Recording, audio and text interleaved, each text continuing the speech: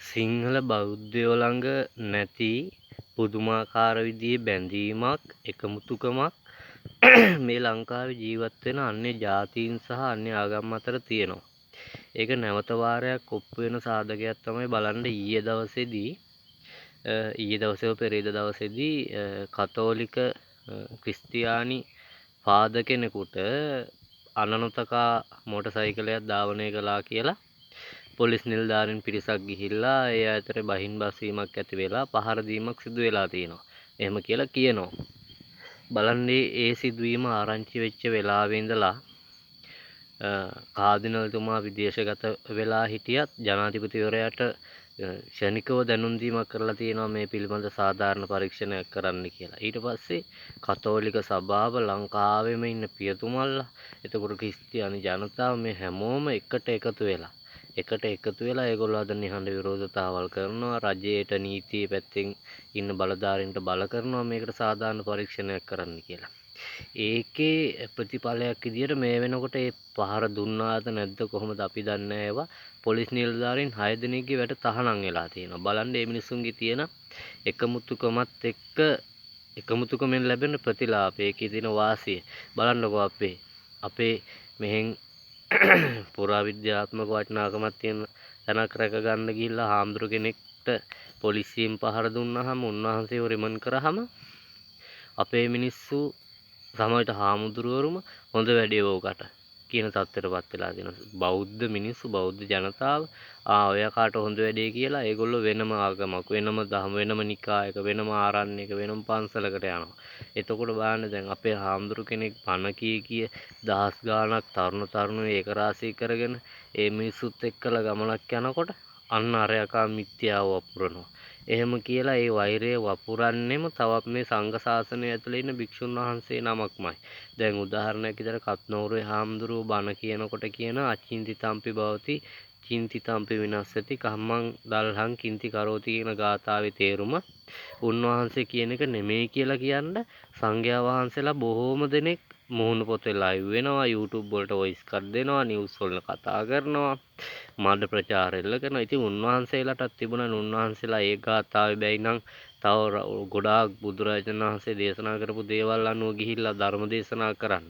ඒකේ තියෙන්නේ පැහැදිලි කුහකත්. ඒ නිසා තමයි සිංහල බෞද්ධ ජනතාවට මේ අපිට උරුම රටක් තිබිලත් මේ රටේ දවසක තැනකට එන්න බැරි වෙලා තියෙන්නේ. ක්‍රිස්තියානි මිනිස්සු එකමුතු වෙලා පැය 24ක් පැය 48ක් යන්න කලින් පැය 72ක් යන්න කලින් අර පහර දීම සිදු කරායි කියන නිලධාරීන්ගේ වැඩත් අහනම් කරලා තවත් මදි තවත් නීති ක්‍රියාත්මක කරන්න කියලා ඒගොල්ලෝ උද්ඝෝෂණ කරනවා.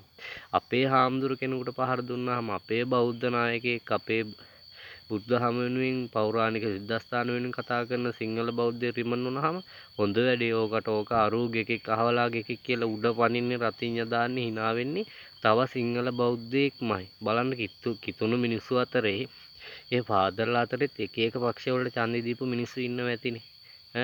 එතකොට ඒ ෆාදර් කවුරු හරි එක පක්ෂයකට ඡන්දෙ දීපු කෙනෙක් වෙන්න ඇතිනේ. අත ඡන්ද බලය හිමීනේ. එහෙමනම් මේ වෙලාවේ ඒ අනිත් ෆාදර්ලාට පුළුවන් ඕක ඡන්ද දුන්නේ අරූට. ඒ හින්දා ඕකට ගහපු එක හොඳ වැඩේ. එහෙම නැහැ.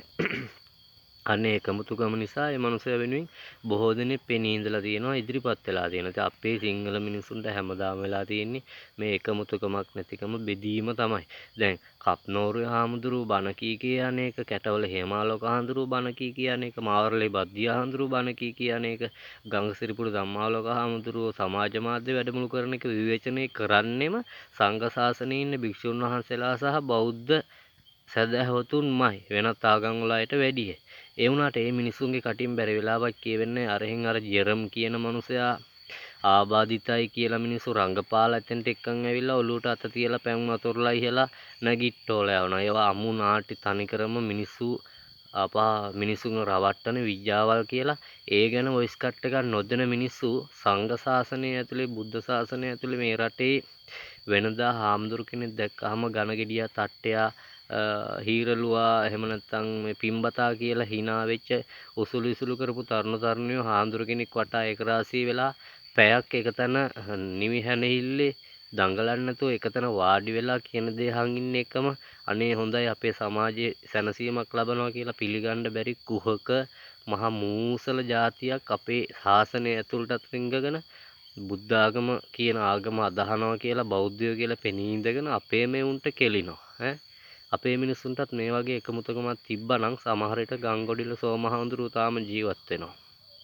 ඈ හැමදාම වෙන්නේ නිකායෙන් පන්සලට ගහනවා පන්සලෙන් ආරණ්‍යයට ගහනවා ආරණ්‍ය ඉන්න දායකයෝ හාමුදුරුවන් එළවලා දායක සභාවට බලය ගන්නවා ඊට පස්සේ උන් පාලන බලය ගන්නවා දහම් පාසලේ ළමයි දහම් පාසලෙන් එළියට යන තැනට දායකයෝ වැඩ කරනවා මහා දායකයෝ කියලා જાතියක් ඉන්නවා පොඩි දායකයෝ කියලා જાතියක් ඉන්නවා සමහර පන්සල් වල දාන ගෙනිච්චාම හාමුදුරුවන්ට කලින් දායක සභාවේ උන් කනවා ඒ වගේ පුදුම තරම් බෙදීමක් මේක ඇති කරලා තියෙනවා බලන්න ඒ ආගම් වල එකමුතුකම ඒ පාද වෙනුවෙන් ඉදිරිපත් වෙලා ලංකාවෙම පාදස්ලා ටික එක තැනකට එකතු වෙලා මම හිතන්නේ මීගමුවට හරි ගම්පහර හරි ඒගොල්ලෝ එකතු වෙලා ඒගොල්ලෝ නිහඬ විරෝධතාවල් කරලා කන්‍යා සොහොයුරියෝ කිතුණු ජනතාව හැමෝම කියනවා මේකට සාධාරණයක් කරන්න කියලා.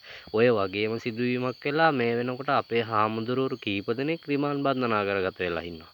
අපේ ඔය නම් දරාපු එක හාමුදුරු කෙනෙක් හරි මෙන්න මේක වැරදි මුන්වහන්සේ එළියට දාන්න මේක මෙහෙමයි වෙලා තියෙන්නේ මෙන්න මේ පොලිස් නිලධාරියෝ වැරදි කියලා කියන්න එක එකට කොන්ද පනනවා. ඉතින් මේ ජාතිය හැමදාම මෙතනමයි මේ විදිහමයි. එකමුතුකමක් නැතිකම.